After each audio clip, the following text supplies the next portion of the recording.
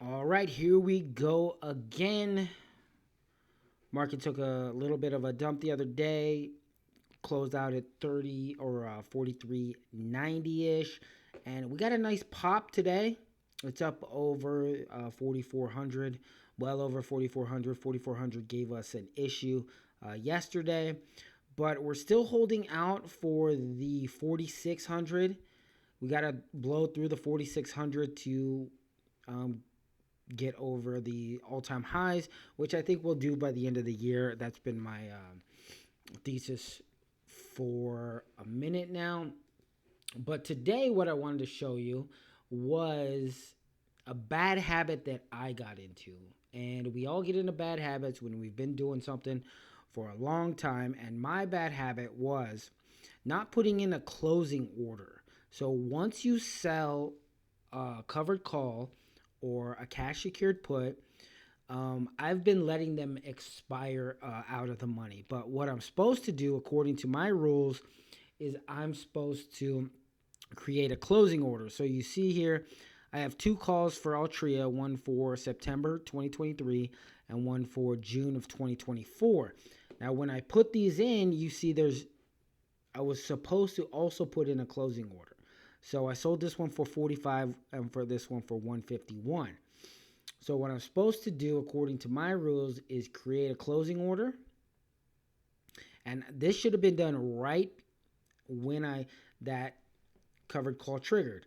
Now it's selling for 09 right now, which isn't a max profit, but it's very close to it.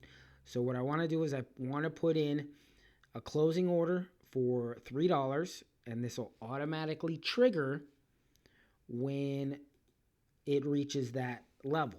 And the reason I want to do that, actually, let me edit this. I want to, not good for the day, but good for a few months. Now, the reason I want to do this is because when it gets down to this 0.3 or this $3, it'll automatically sell out of that position and give me the profit. And the reason I don't want to wait until expiration is anything can happen. That's extra time that it could fill, and I don't want it to fill. I don't want it to get triggered. I want the profit over the expiration, because when you hit expiration, that's good and all, but if you can buy it back earlier, that's better. The more, because remember, you're selling for time, and if you can get back that time that you sold, that's maybe an additional covered call that you can sell. So for instance, let's say Altria tanks, right? And this is still a month away. So let's say Altria tanks next week, and this $3 triggers. This $3 triggers. I get out of it. I have 100 shares that are free and clear, and then it pops. And before the September 22nd, I can sell another covered call because I sold out of this, or I bought back this covered call. So now, instead of letting it expire and go through all the fluctuations, if I have this closing order, then I get to sell two covered calls.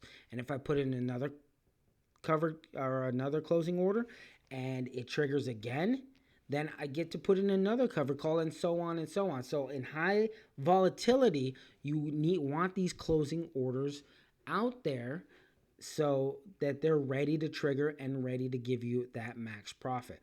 Now, like I said, I've been slacking a little bit. I haven't been putting in these orders, so I have to go through and I have to create all these closing orders and buy two, and they're currently selling for 77, but I want to do them at 05. Confirm and send this. Oh no, edit. I want it good for a long time. Confirm and send. And it also adds a little bit of fees, but the fees are nominal. So like I said, you want to put those orders in. You want to get in the good habits, because those are ultimately gonna save you. They're gonna save you a lot of time and a lot of effort.